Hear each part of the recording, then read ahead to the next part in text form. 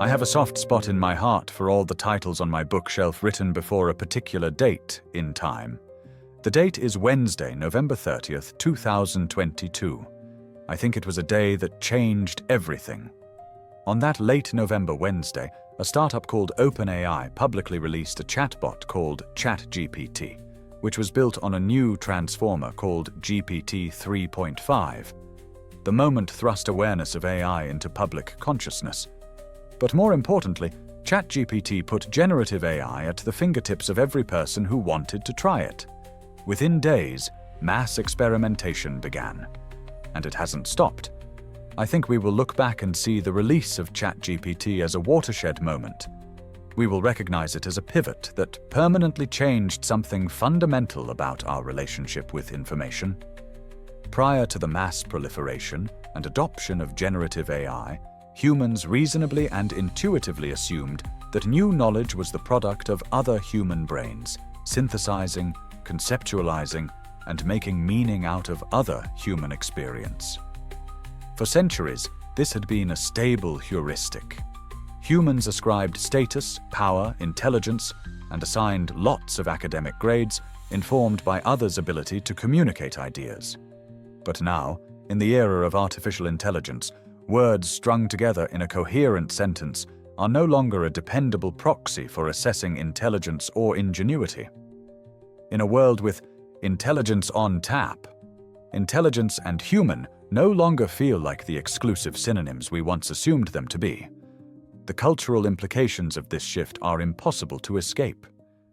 And the social changes will probably affect you, even if you vehemently hate AI. Even if you are tracking the frontier limitations of the technology, even if you think AI is incapable of delivering truly valuable products, and even if you think the whole charade is a sleight of hand, a party trick. No matter where you stand in the debate, we all have one thing in common. The old assumptions we took for granted about the humanness of human creations no longer apply. We are never going back to the way things were before. There will never, ever be another book written in the old world that existed before November 30th, 2022. Henceforth, everything that comes across our mental dashboards has a greater than zero probability of being created or augmented by extra-human inputs from an AI algorithm. The question, "I wonder if they used AI to make this," will be with us for the rest of our lives. So, here's my working hypothesis. Because we're never going back to that old world, something fundamental has shifted about how ideas themselves work and move through human society and culture. Take these very words, for example.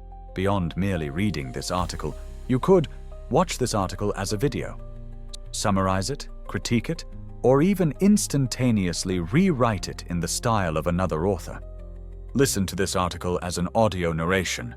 Listen to an AI-generated podcast discussion about it. Okay, let's unpack this. Have you ever had that feeling like the ground just shifted under you? Convert this article into a Broadway musical?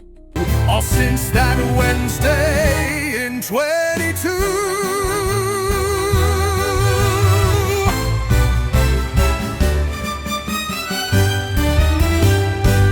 Thanks to generative AI, this article can now cut across media, language, and representation with nothing more than a click of a button. This article can respawn and multiply its meaning because AI can infinitely respawn and reincarnate this content. In a sense, this is not an article anymore, but raw data, seed material for limitless reimagining, repurposing, and repackaging. Whether you are teaching a course, communicating your research, or just sharing ideas, your message now exists in this new information ecosystem. You should assume your message will be remixed, multimodal, and adapted at scale. Far beyond your purview and control. Far beyond your purview and control. You are no longer creating courses or articles or papers. You are creating data to be transformed and inform the creations of others. This mass disruption to our information environment also brings opportunities. For example, we should reevaluate our quirky belief that we can measure learning by the accuracy of regurgitating data. We might critically rethink the myth of the lone genius. and the bias for individualism underpinning it. This moment invites us to scrutinize our latent assumptions about the nature of originality. Looking at the long arcs of history, we should wrestle with the proposition that it is ideas, not bylines, that matter. Modernity enshrined the myth of the author as sovereign originator, writes Jonathan Boymall, but the age of AI represents the opportunity to reconsider the classical, ancient roots of authorship itself, tending, collecting, and stewarding ideas, not merely egotistically laying claim to them. The ways that ideas move through society are drastically, irrevocably changing beneath our feet.